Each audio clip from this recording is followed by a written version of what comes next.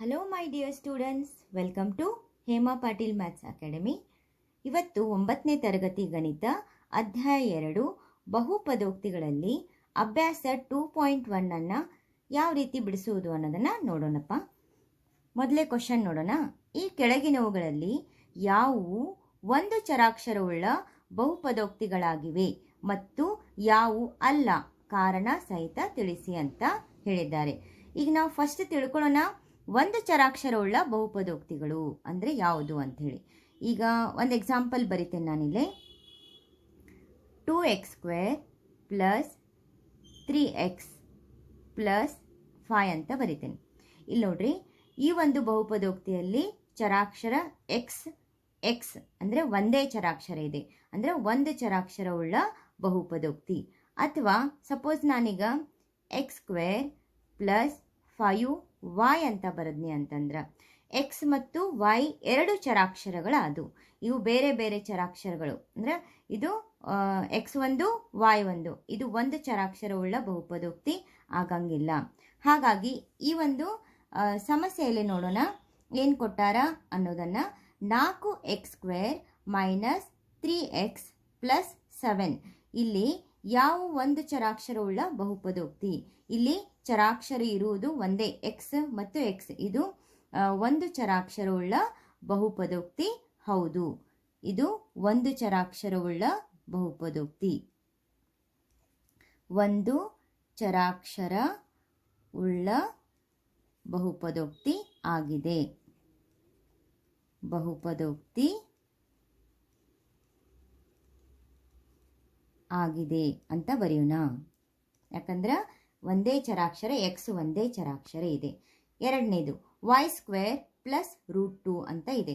y ಒಂದೇ ಚರಾಕ್ಷರ ಆದ್ರಿಂದ ಇದು ಒಂದು ಚರಾಕ್ಷರವುಳ್ಳ ಬಹುಪದೋಕ್ತಿ ಅಂತ. ಇದು ಕೂಡ ಒಂದು ಚರಾಕ್ಷರವುಳ್ಳ ಬಹುಪದೋಕ್ತಿ. ಇದು ಒಂದು ಚರಾಕ್ಷರವುಳ್ಳ ಬಹುಪದೋಕ್ತಿ.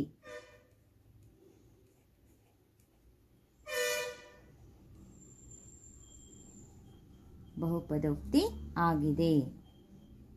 ಮತ್ತೆ ನೀವು ಇನ್ನೊಂದು ಏನು ಗಮನಿಸಬೇಕು ಅಂತಂದ್ರೆ, ಇಲ್ಲಿ ಘಾತ ಸೂಚಿಗಳನ್ನು ಏನು ಕೊಟ್ಟಿರ್ತಾರಲ್ಲ ಅದು ಪಾಸಿಟಿವ್ ಆಗಿರಬೇಕು, ಅಂದ್ರೆ ಪೂರ್ಣ ಸಂಖ್ಯೆಗಳ ಆಗಿರಬೇಕು. ಇಲ್ಲಿ 2 ಏನೂ ಇಲ್ಲ ಅಂದರೆ 1 ಇರ್ತದೆ. ಎಕ್ಸರ ಘಾತ 1 ಅಂದರೆ ಏನು? ಎಕ್ಸ್. ಈಗ ನೋಡ್ರಿ, ಸಪೋಸ್ 2ರ ಘಾತ 1 ಅಂದರೆ ಏನಪ್ಪ? 2. 5ರ ಘಾತ 1 ಅಂದರೆ ಏನು? 5. ಅದೇ ರೀತಿ ಎಕ್ಸರ ಘಾತ 1 ಅಂದರೆ ಎಕ್ಸ್ ಅಂತ ತಗೊಳ್ಬೇಕು. ಆದ್ದರಿಂದ ಇಲ್ಲಿ ನಾವು ಇಲ್ಲಿ ಬಹುಪದೋಕ್ತಿ ಒಂದು ಚರಾಕ್ಷರವುಳ್ಳ ಬಹುಪದೋಕ್ತಿ ಅಂತ ಹೇಳಬೇಕಾದ್ರೆ ಮೇಲಿನ ಘಾತ ಸೂಚಿಗಳು ಏನಾಗಿರಬೇಕು? ಪೂರ್ಣ ಸಂಖ್ಯೆಗಳು, ಅಂದರೆ 0, 1, 2 ಪಾಸಿಟಿವ್ ನಂಬರ್ಸ್ ಇರಬೇಕು, ಮೈನಸ್ ಸಂಖ್ಯೆಗಳು ಇರಬಾರ್ದು. ಇಲ್ಲೇ ಸಪೋಸ್ ತಿಳ್ಕೊರಿ, ಇಲ್ಲಿ -2 ಇತ್ತು, ಎಕ್ಸರ ಘಾತ -2 ಇತ್ತು ಅಂತಂದ್ರೆ, ಮೈನಸ್ ಸಂಖ್ಯೆ ಇತ್ತಂದ್ರೆ ಘಾತ ಸೂಚಿಯಲ್ಲಿ ಅದು ಬಹುಪದೋಕ್ತಿ ಆಗಂಗಿಲ್ಲ. ನೆಕ್ಸ್ಟ್ ನೋಡೋಣ, 3√t ಪ್ಲಸ್ t√2 ಅಂತ ಇದೆ. ಈಗ ರೂಟ್ ಟಿ ಅನ್ನು ನಾನು ಈ ಥರ ಬರ್ಕೋಬಹುದನ್ನ, ಟಿಯರ ಘಾತ 1/2 ಅಂತ ಬರ್ಕೊಳ್ಬಹುದು ನಾನು. ಆದ್ದರಿಂದ ಇಲ್ಲಿ ನಾವು ಘಾತ ಸೂಚಿಗಳು ಏನಾಗಿರಬೇಕು? ಅವು ಪೂರ್ಣ ಸಂಖ್ಯೆಗಳು. 1/2 ಇದು ಪೂರ್ಣ ಸಂಖ್ಯೆ ಅಲ್ಲ. ಆದ್ದರಿಂದ ಈ ಒಂದು ಬಹುಪದೋಕ್ತಿ ಒಂದು ಚರಾಕ್ಷರವುಳ್ಳ ಬಹುಪದೋಕ್ತಿ ಆಗಿಲ್ಲ. ಇದು ಒಂದು ಚರಾಕ್ಷರವುಳ್ಳ ಬಹುಪದೋಕ್ತಿ ಅಲ್ಲ, ಒಂದು ಚರಾಕ್ಷರ ಉಳ್ಳ ಬಹುಪದೋಕ್ತಿ ಅಲ್ಲ, ಆಗಿಲ್ಲ ಅಂಥೇಳಿ ಬರೆಯುವುದು. ಓಕೆನಾ? ನೆಕ್ಸ್ಟ್ 4ನೇದು ನೋಡೋಣ. y plus 2/y. ಈಗ 2/y ಅಂತ ಕೊಟ್ಟಿದ್ದಾರೆ, ಹೌದಾ? y ಏನಾಗಿದೆ? ಇದು yರ ಘಾತ 1 ಆಯಿತು, ಹೌದಾ? ಇಲ್ಲಿ ಇನ್ನೊಂದು y ಆಯ್ತಲ್ಲ, ಇದನ್ನು ಈ ಥರನೂ ಕೂಡ ನಾನು ಇದನ್ನ y ಮೇಲೆ ತಗೊಂಡ್ರೆ ಏನಾಗ್ತೈತಿ? 2yರ ಘಾತ -1. ಇದು ಕೆಳಗಿದೆಯಲ್ಲ y, ಇದು ಮೇಲೆ ತಗೊಳ್ಬೇಕಾದ್ರೆ ನಾ ಏನಾಗ್ತೈತಿ? yರ ಘಾತ -1. ಈಗಾಗಲೇ ಹೇಳಿದ್ವಲ್ಲ, ಘಾತ ಸೂಚಿಗಳು ಏನಾಗಿರಬೇಕು? ಪೂರ್ಣ ಸಂಖ್ಯೆಗಳನ್ನೇ ಆಗಿರಬೇಕು. ಮೈನಸ್ ಸಂಖ್ಯೆಗಳಿದ್ರೆ ಅದು ಬಹುಪದೋಕ್ತಿ ಅಲ್ಲ ಅಂತ. ಆದ್ದರಿಂದ ಈ ಒಂದು ಬಹುಪದೋಕ್ತಿ ಒಂದು ಚರಾಕ್ಷರವುಳ್ಳ ಬಹುಪದೋಕ್ತಿ ಆಗಿಲ್ಲ. ಇದು ಒಂದು ಚರಾಕ್ಷರ ಉಳ್ಳ ಬಹುಪದೋಕ್ತಿ ಆಗಿಲ್ಲ. ಬಹುಪದೋಕ್ತಿ ಆಗಿಲ್ಲ. ಅದಕ್ಕೆ ಕಾರಣ ಕೂಡ ನಾನಿಲ್ಲೇ ಹೇಳ್ತಾ ಇರೋದು. ಇನ್ನು ನೆಕ್ಸ್ಟ್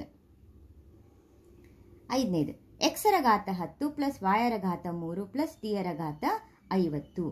ಇಲ್ಲೇ ಗಮನಿಸ್ರಿ, ಎಕ್ಸ್, ವಾಯ್ ಮತ್ತು ಟಿ 3 ಚರಾಕ್ಷರಗಳ ಅದಾವು ಮತ್ತು 10, 3, 50 ಪೂರ್ಣ ಸಂಖ್ಯೆಗಳು. ಆದರೆ ಇದು 3 ಚರಾಕ್ಷರವುಳ್ಳ ಬಹುಪದೋಕ್ತಿ ಆಯಿತು. ಇದು ಎಕ್ಸ್, ವೈ, ಟಿ 3 ಚರಾಕ್ಷರವುಳ್ಳ ಬಹುಪದೋಕ್ತಿ ಆಗಿದೆ. ಚರಾಕ್ಷರವುಳ್ಳ ಬಹುಪದೋಕ್ತಿ ಆಗಿದೆ ಅಂಥೇಳಿ ಬರ್ಕೋಬೇಕು.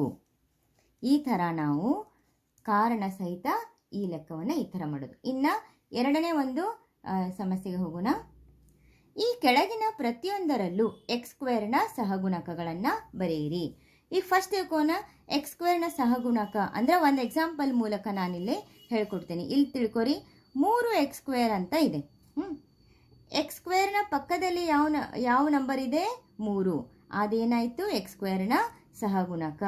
ಸಪೋಸ್ ಇನ್ನೊಂದು ಉದಾಹರಣೆ ತಗೊಳ್ಳೋಣ. 5x² ಅಂತ ತಗೋತೀನಿ.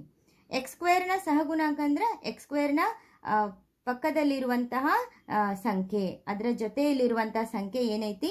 5. x² ಸಹಗುಣಕ 5. ಅದೇ ರೀತಿ ಈ ಒಂದು ಬಹುಪದೋಕ್ತಿಯಲ್ಲಿ 2 + x² + x ಅಂತ ಇದೆ. ಇಲ್ಲಿ ನೋಡ್ರಿ, x² ಪಕ್ಕದಲ್ಲಿ ಯಾವ ಒಂದು ನಂಬರ್ ಇಲ್ಲ ಅಂತಂದ್ರೆ ನಾ ಅಲ್ಲಿ ಏನು ಇಟ್ಕೋಬೇಕು? ನಾವು ಅಲ್ಲಿ ಏನಿರ್ತೈತಿ? 1 ಇರ್ತೈತಿ. 1 ಗುಂಡ್ಲೆ ಎಕ್ಸರ ಘಾತ 2 ಅಂತ. ಆದ್ದರಿಂದ x² ಸಹಗುಣಕ ಇಲ್ಲಿ ಏನಾಯಿತು? 1. ನೆಕ್ಸ್ಟ್ 2ನೇದು 2 - +1, ಅದಕ್ಕೆ +1. 1 ಬರೀಲಿಲ್ಲ ಅಂದ್ರೆ ನಡೀತದ, ಪ್ಲಸ್ ಬರೀಲಿಲ್ಲ ಅಂದ್ರೂ ನಡೀತದ. ಆದರೆ 1 ಅಂತ ಬರ್ಕೊಂಡ್ರು ಆಯಿತು. ಇನ್ನು 2ನೇ ಉದಾಹರಣೆ, 2 - x² + ಎಕ್ಸರ ಘಾತ 3. ನಮಗೆ x² ಸಹಗುಣಕ ಕೇಳಾರಲ್ಲ, x² ಪಕ್ಕದಲ್ಲಿ ಏನು ನಂಬರ್ ಇಲ್ಲ ಅಂದ್ರೆ 1 ಇರ್ತದೆ. 1 ಗುಂಡ್ಲೆ ಎಕ್ಸರ ಘಾತ 2 -1, ಯಾಕಂದ್ರೆ ಮೈನಸ್ ಇದೆ ಅಲ್ಲ, ಅದ್ರ ಪಕ್ಕದಲ್ಲಿ ಚಿಹ್ನೆ ಸಹಿತ ಬರ್ಕೋಬೇಕು. x² ಸಹಗುಣಕ -1. Next π/2 x² + x. x² ಸಹಗುಣಕ x² ಜೊತೆಯಲ್ಲಿ ಏನಿದೆ? π/2 ಅಂತ ಇದೆ, ಅದನ್ನೇ ಬರ್ಕೋಬೇಕು. ಇನ್ನು √2x - 1 ಅಂತ ಇದೆ. ಇಲ್ಲಿ ನಮ್ಗೇನು ಕೇಳಾರ? x² ಸಹಗುಣಕ ಕೇಳ್ತಾ ಇದ್ದಾರೆ. ಇದನ್ನ ಇಲ್ಲಿ x² ಎಲ್ಲೂ ಕಾಣಿಸ್ತಾ ಇಲ್ಲ ನಿಮ್ಗೆ. ನಾವೀಗ ಏನು ಬರ್ಕೋಬೇಕು? ಇದನ್ನ ಈ ಥರನೂ ಕೂಡ ನಾವೇನು ಮಾಡ್ಕೋಬಹುದು? ಇದನ್ನ ಬರ್ಕೋಬಹುದು.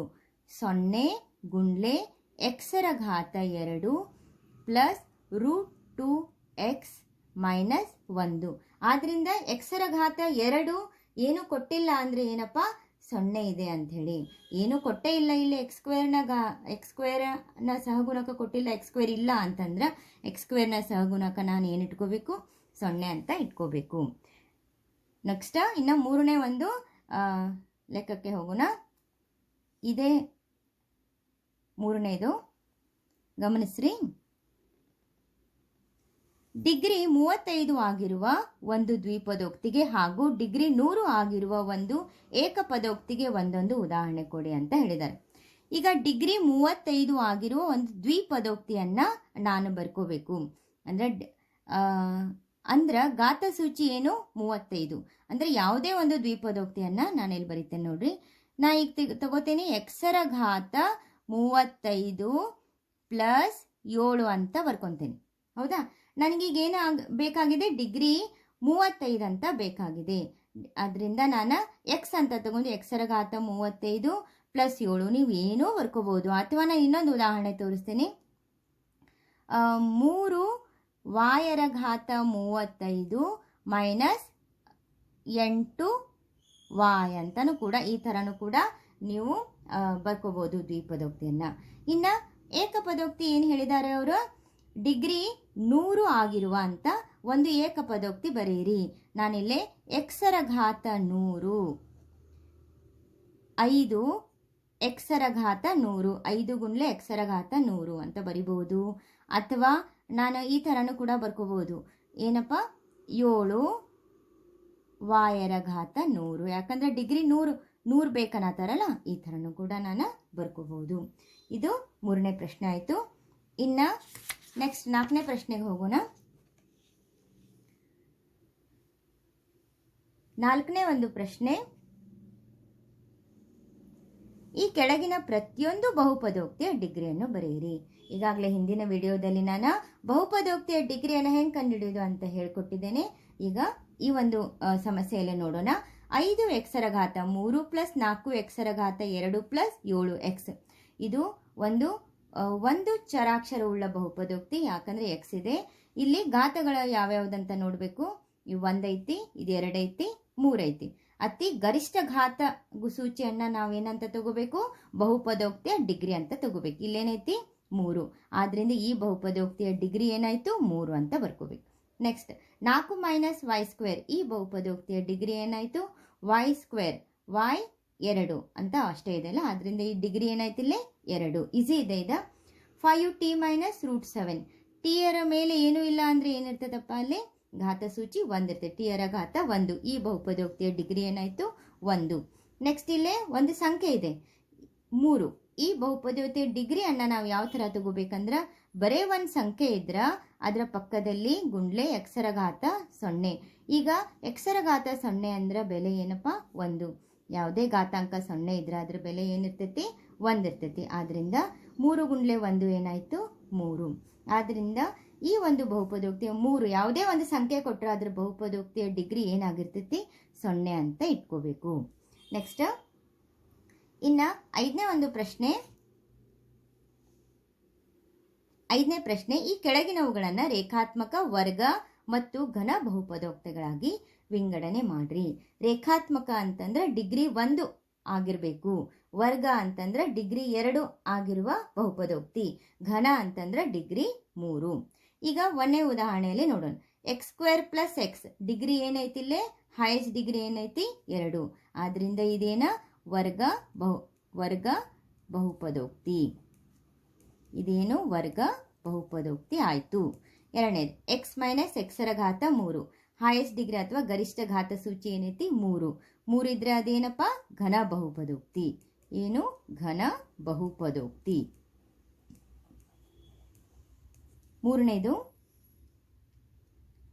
y ಪ್ಲಸ್ y² ಪ್ಲಸ್ 4, ಇಲ್ಲಿ y ರ ಘಾತ 1 ಇದೆ, y² ಅಂತಂದ್ರೆ 2 ಅಂದ್ರೆ ವರ್ಗ ಬಹುಪದೋಕ್ತಿ. ಇದೇನಾಯಿತು ವರ್ಗ ಬಹುಪದೋಕ್ತಿ. ನೆಕ್ಸ್ಟ್ ನಾಲ್ಕನೇದು 1 ಪ್ಲಸ್ x ರ ಘಾತ 1 ಇದ್ರೆ ಅದು ರೇಖಾತ್ಮಕ, ಡಿಗ್ರಿ 1 ಆಗಿದ್ರೆ ಅದು ರೇಖಾತ್ಮಕ ಬಹುಪದೋಕ್ತಿ. 3t ಅಂತ ಇದೆ, ಟಿ ಯರ ಘಾತ 1, ಅದು ಕೂಡ ಏನಾಗ್ತದ ರೇಖಾತ್ಮಕ ಬಹುಪದೋಕ್ತಿ.